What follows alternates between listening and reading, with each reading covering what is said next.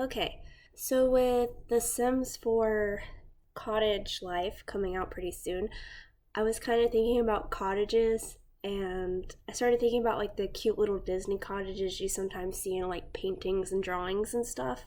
And I wanted to create a version of that in the Sims game.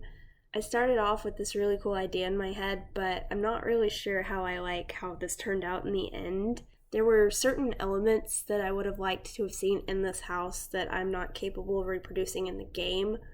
However, I did my best and it looks somewhat decent, and if you need a place to stay, it's a 2 bedroom, 1 bath, though it has a really, really small bath.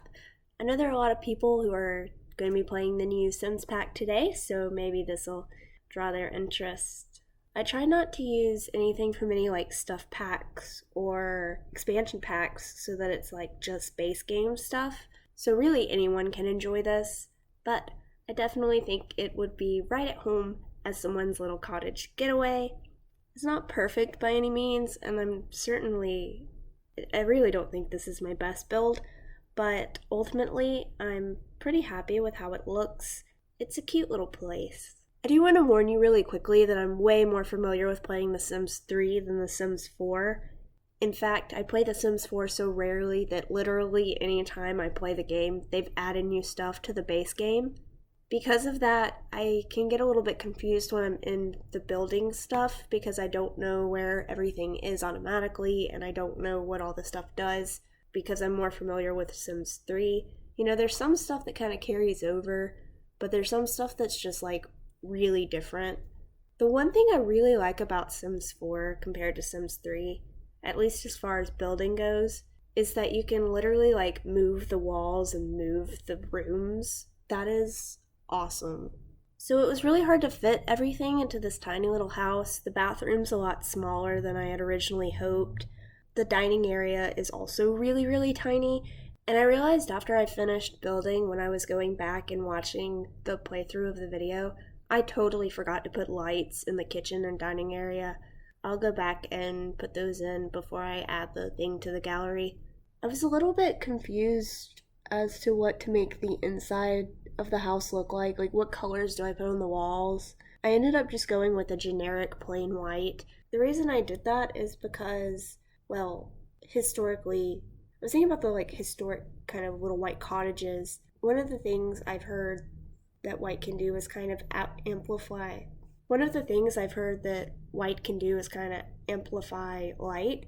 So sometimes in these older houses, you know, before electricity, they would paint the walls white to help amplify the light so that you could see better. And I was kind of thinking about that when I was making this house. I know it doesn't really matter because it's A, a video game, and B, we have electric lighting now, but I ultimately decided to go with white because I was thinking about this place being like a historic cottage. So I did a little bit of trial and error with the decorations, but I hope that I have everything, you know, put together and functional. Because I like to actually play with some of the houses I build, I try to make everything functional and not just beautiful. I feel like sometimes you see these builds and they look really pretty, but you can't always actually like play with the houses. The one thing I might kind of change if I actually ever do play with this house is I might take down some of those hanging decorations I put in the upstairs child's bedroom. That's kind of something I put there because I liked it, I thought it was pretty, but I'm not sure it's functional. The other thing I was kind of worried about is how tightly those chairs and bar stools are all kind of packed into one tiny little space. I know the eating area doesn't need as much room in Sims 4 as it does in Sims 3, so I'm hoping that's going to be okay, but I'll definitely have to check it out. I might pop in a couple of test Sims and just make sure everything works okay. So coming up here, you're going to see the part where I roof the house, or I should probably say attempt to roof the house. Oh my gosh, this gave me so much trouble. Like, I didn't know that they had roofs that just kind of went at like a sideways sort of angle.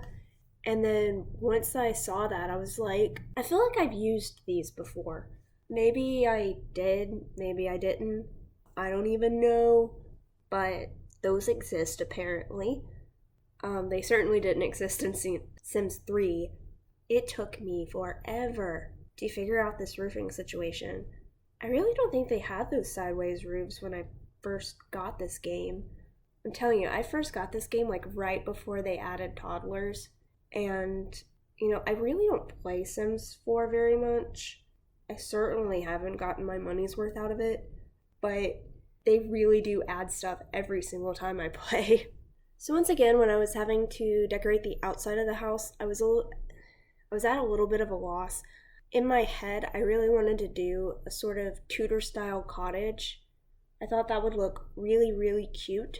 However, I don't know if that's even possible to do on Sims 3. I feel like I might have to download some mods to get that exact look. And I don't like putting mods in my game. I used to have a computer, I've mentioned it in other videos, that just didn't run Sims 3 very well. And it couldn't handle the game. I didn't think it could handle mods, so I just never started using them. And I don't know, I just never really got into using them. So I was trying to come up with a plan B, since I couldn't get my sort of Tudor style look that I was going for. I ended up going from stone to just plain and added the little wood details at the top. I think it looks kind of cottagey, and you kind of get that aesthetic look I was going for, though I don't think it's quite as pretty as an actual in-life Tudor style cottage would be. And then I get into landscaping, which of course is not really my favorite part. It's not really my forte, but I think this is the first time I ever made a lake in this game. I'm also pretty sure they didn't have lakes when I first started playing this game, because I remember when I first started playing this, I was like, this is like a downgrade from Sims 3. You don't get as much. And then they kept adding stuff like toddlers and the lakes. And did they ever add bunk beds? I remember that being a thing. Everybody was like, bring us bunk beds. I don't know. I don't keep up with this game. Anyway, so I decided to do the path in terrain paint, and I wanted to make it this like winding, cute little cottagey path, but it doesn't really wind very well. And when I was putting the grass around the path, it wasn't easy to get the grass to kind of wind alongside the path. So ultimately, it's a good thing I didn't put in a winding path, because I think that would have just looked silly. Of course, once I put the grass in, the path ended up just being kind of like straight looking. But I put in this cute little half fence, the gate, and all of this grass and landscaping. From the front, I really like the house. I'm not sure how I feel about the lake and the backyard, though. That fence building tool is kind of weird to me, too. It's very different from the one in Sims 3. In Sims 3, you can just click on the fence and, build it. But with that, you have to build the wall and then replace it with the fence. It's very strange. I don't know why they made it like that. There might be an easier way to do that, and I just don't know it because I don't really play this game. But I've never found an easier way. I also know that I've built a loft before, so I knew it was possible, but earlier when I was trying to build that loft, I was just like, I don't remember how to do this. Am I doing this right? It took me a second to remember how to do the fence, and then it deleted the stairs, and I had to put them back, and I was hoping it would work out. I knew I'd done it before, but I don't know. There are just some things about this game that are a little bit more confusing than Sims 3, I think. Speaking of things that were easier in The Sims 3, if I had put that path down and then used the terrain paint in The Sims 3, that would have worked. That would have kept it within the borders of those paths. And then I tried it here. I don't know that I've ever done it before here, but it didn't work here. So then I painstakingly went through the trouble of trying to perfectly do the terrain paint, and then ultimately decided to go a different route with it. Also, if there's anyone who's listening and knows, I found a little thing that had a mosquito and a swan and fish and all that kind of stuff. I actually put one in the pond and didn't really notice it doing anything other than looking like a sticker. What does that do? Is that if I had been playing The Sims, would that have turned into a swan or something? I think I used the swan one, right? Anyway, I don't know what that does. If you know, can you let me know in the comments? So you see me building this little path formation in the backyard. I've never done this on Sims 4, But I have done this on Sims 3 before. I built an art gallery and put a little pathway in the back, which I'm planning on recreating in my current playthrough of Sims 3. I just haven't got around to it yet. Anyway, I thought that little pathway with the garden would look really, really cute here in Sims 4, and I was interested in seeing how the Sims 4 flowers and bushes looked around the path. Anyway, I think it all turned out really beautiful back there, but I'm not sure I like it in comparison to the front of the house. I just think the front of the house looks so perfect.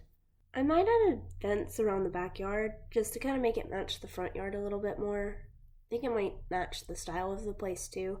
I just hope that it won't mess up my little garden back there. I wouldn't want to change or rearrange anything back there, just to add in a fence. Honestly, I really don't know what else to say about this build. I feel like I should say something. I feel like this video should have audio of some kind, but doing these talk-throughs of these builds is just, I don't know if people actually like to listen to these or not. Usually when I watch builds, I end up muting the audio and just watching the video. Sometimes I'll turn on some music and listen to that while I watch the builds. There's some really cool Sims 4 builds.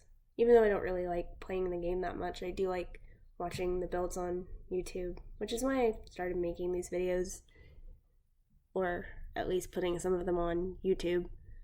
I might not know what I'm doing, but sometimes I have the occasional really cool idea for a house to build. I actually had a really cool one, and then I ended up doing this one instead because I thought with Cottage Life coming out, this one would be like something people would want to see, like a little cottage. Anyway, so I've made this build available on the gallery. You can actually get it both with the fence or without the fence, depending on which one you'd rather have. The one with the fence is at a weird angle. I didn't realize this, but apparently I built it on the wrong part of the lot. I built it on the side instead of facing forward. I was able to fix that with the next build. I don't know, it's complicated. Just, it's on the gallery. That's all you need to know if you want it. It's on there, both of them. Anyway, thanks for watching the video. If you don't mind, give it a like, comment, subscribe, all that good stuff. If you're interested in true crime, I do a True Crime Sims 3 playthrough just about every day of the week, so check those out. Once again, thanks for watching, and I'm just gonna stay quiet while you enjoy the rest of this build.